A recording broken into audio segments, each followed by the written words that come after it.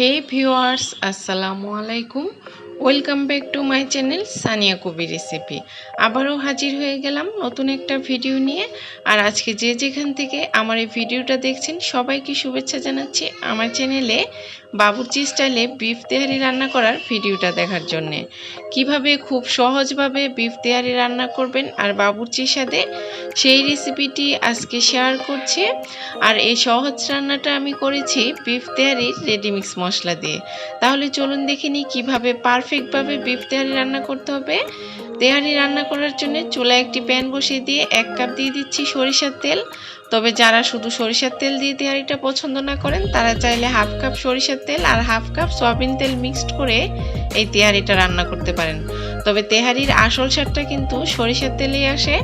এখন দিয়ে দিয়েছি 1 কাপ পেঁয়াজ কুচি, দিয়ে তেলের সাথে নেড়ে মিক্সড করে দেওয়ার পর 2টা তেজপাতা মাঝখান থেকে কেটে দিয়ে দিয়েছি, ছোট ছোট 4-5 পিস দারচিনি দিয়ে দিয়েছি আর 6-7টার মতো দিয়ে দিয়েছি এলাচ।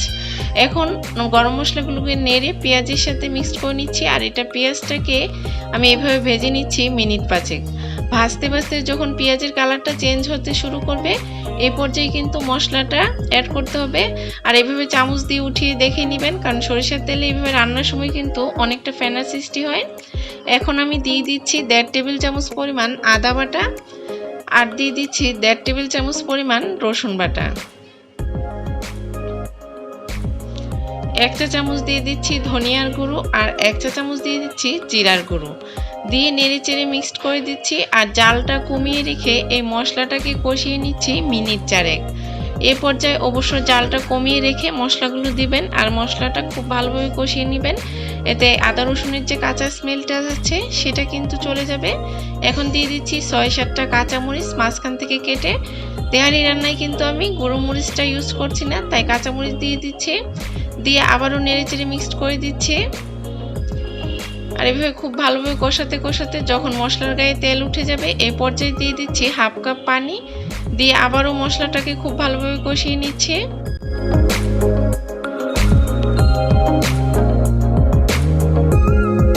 এই পর্যায়ে দিয়ে দিচ্ছি তেহারির রেডিমিক্স মশলা। আমি এখানে রাঁধুনির তেহারির যে রেডিমিক্স মশলাটা পাওয়া যায় সেটা নিয়েছি। আর এই প্যাকেটের গায়ে কিন্তু লেখা আছে 2 কেজি মাংসের জন্য এই মশলাটা ইউজ করতে হবে।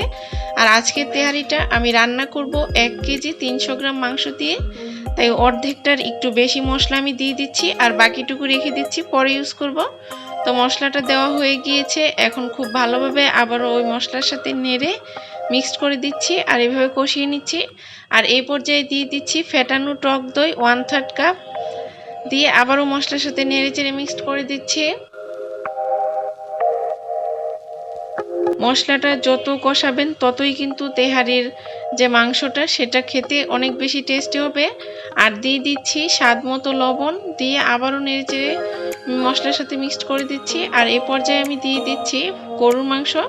আর এখানে আমি নিয়েছি 1 কেজি 300 গ্রাম গরুর মাংস। আর মাংসগুলো ছোট ছোট করে কেটে খুব ভালোভাবে ধুয়ে পানি ঝরিয়ে নিয়েছি। তেহারির মাংসটা কিন্তু সাধারণত একটু ছোট করে পিস করা হয়। তো মাংসগুলো দেওয়া হয়ে গিয়েছে, এখন নেড়ে মশলার সাথে মিক্সড করে নিব। আর এইভাবে জালটা বাড়িয়ে দিয়ে মাংসটাকে কষিয়ে নিচ্ছি যতক্ষণ না মাংসের গায়ে থেকে একটু পানি ছেড়ে দিচ্ছে, কারণ এই পর্যায়ে কিন্তু আমি কোনো পানি এখানে অ্যাড করব না। এভাবে কষাতে কষাতে কিন্তু মাংস থেকে পানি বের হতে শুরু হয়েছে। এই পর্যায়ে ঢাকনা দিয়ে ঢেকে দিচ্ছি 20 থেকে 25 মিনিটের মতো। প্রায় 25 মিনিট পর কিন্তু মাংস থেকে অনেকটা পানি বের হয়ে এসেছে। আর আমি অফ ক্যামেরায় কিন্তু আরও 2 থেকে 3 বার এই ঢাকনাটা খুলে এটাকে নেড়ে দিয়েছি। এখন আবারও নেড়ে চেড়ে দিচ্ছি। এভাবে নাড়তে নাড়তে যখন মাংসের গায়ে তেল উঠে আসবে এ পর্যায়ে আমি দিয়ে দিচ্ছি 1 কাপ পানি, দিয়ে ঢাকনা দিয়ে ঢেকে দিচ্ছি আর অপেক্ষা করছি মাংসটা পুরোপুরি সিদ্ধ হয়ে যাওয়া পর্যন্ত। ফিরে আসছি তেহারির মাংসটা সিদ্ধ হয়ে যাওয়া পর্যন্ত। মাংসগুলো কিন্তু খুব ভালোভাবে সিদ্ধ হয়ে গিয়েছে। এখন নেড়ে চেড়ে এক্সট্রা যে ঝোলটা আছে সেটা শুকিয়ে নিচ্ছি। আর এই পর্যায়ে দিয়ে দিচ্ছি 1 চা চামচ পরিমাণ চিনি। চিনিটা দিলে কিন্তু তেহারির টেস্টটা আরও বেড়ে যাবে। দিয়ে আবারও নেড়ে মিক্সড করে দিচ্ছি। আর এখন তেহারি রান্না করার যে মাংসগুলো সেগুলো আমি উঠিয়ে রাখছি।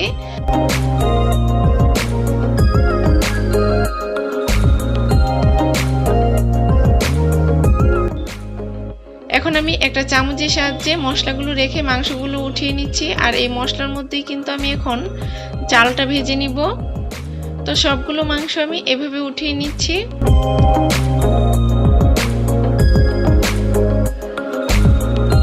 মাংসগুলো উঠানো হয়ে গিয়েছে। এই পর্যায়ে যে মশলাটা রয়েছে এই মশলার মধ্যে আমি দিয়ে দিচ্ছি 3.5 কাপ চিনি গুঁড়া পোলাওর চাল। চালটা আমি আগের থেকে 20 মিনিটের মতো পানিতে ভিজিয়ে রেখেছিলাম। তারপর খুব ভালোভাবে ধুয়ে একটা স্ট্রেনারে পানি ঝরিয়ে নিয়েছি। এখন এই মশলার মধ্যে সবগুলো চাল দিয়ে দিচ্ছি।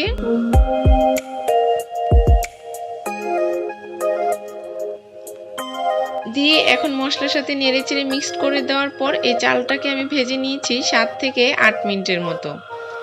চালটা কিন্তু খুব ভালোভাবে ভাজা হয়ে গিয়েছে। এখন এতে আমি গরম পানি অ্যাড করে দিচ্ছি। দিয়ে দিচ্ছি 5.5 কাপ গরম পানি। ফুটন্ত গরম পানি দিয়ে দিলাম। দিয়ে নেড়ে মিক্সড করে দিচ্ছি। আর দিয়ে দিচ্ছি 1 কাপ লিকুইড মিল্ক। আমি 1 কাপ মিল্ক পুরোটা দেইনি, অর্ধেক কাপ রেখে দিয়েছি, কারণ এতে আরও 3 টেবিল চামচ পরিমাণ গরুর দুধ আমি অ্যাড করে দিব। এতে কিন্তু তেহারির টেস্টটা আরও অনেক বেশি বেড়ে যাবে। মোট আমি এখানে 6.5 কাপের মতো পানি ইউজ করেছি 3.5 কাপ চালের জন্য। গরুর দুধটা মিক্সড করা হয়ে গিয়েছে। এখন আমি এটা ঢেলে দিচ্ছি আর নেড়েচেড়ে মিক্সড করে দিচ্ছি চালের সাথে।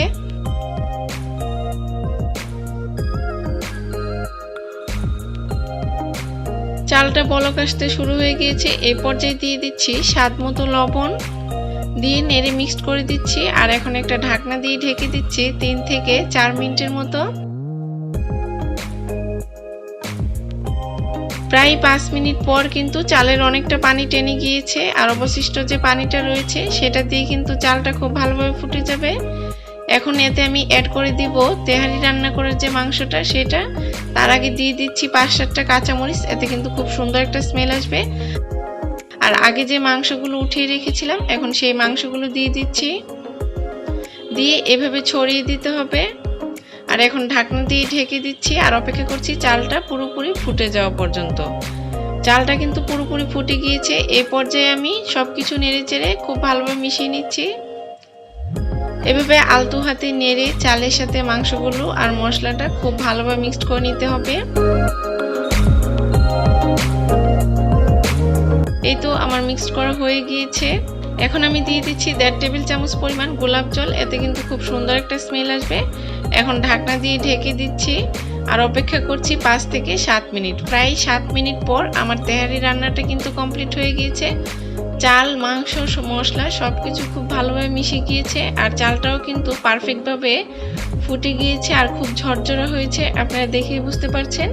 এখন এই তেহারিটা চুলার থেকে নামিয়ে নিচ্ছি আর পরিবেশন করে দেখিয়ে দিচ্ছি তেহারিটা দেখতে কেমন হয়েছে। দেখতে যেমন সুন্দর হয়েছিল, খেতেও কিন্তু আলহামদুলিল্লাহ খুবই মজার হয়েছিল। এইভাবে ঝটপট বাসায় তেহারি রান্না করতে পারেন, সবাই খেয়ে কিন্তু অনেক বেশি পছন্দ করবে। আর এটা স্বাদ কিন্তু কোনো অংশে বাবুর্চিদের রান্নার থেকে কম হয়নি। তাহলে আজকে আমার এই তেহারি রান্না করার রেসিপিটা কেমন লাগলো অবশ্যই কমেন্টস করে জানাবেন। ভালো লাগলে একটা লাইক দিয়ে চ্যানেলটা সাবস্ক্রাইব করে পাশেই থাকবেন। এরকম আরও নতুন নতুন ভিডিও পেতে পাশে থাকা বেল আইকনটা প্রেস করে রাখবেন, এতে আমি যখনই কোনো ভিডিও আপলোড করব সাথে সাথে নোটিফিকেশন পেয়ে যাবেন।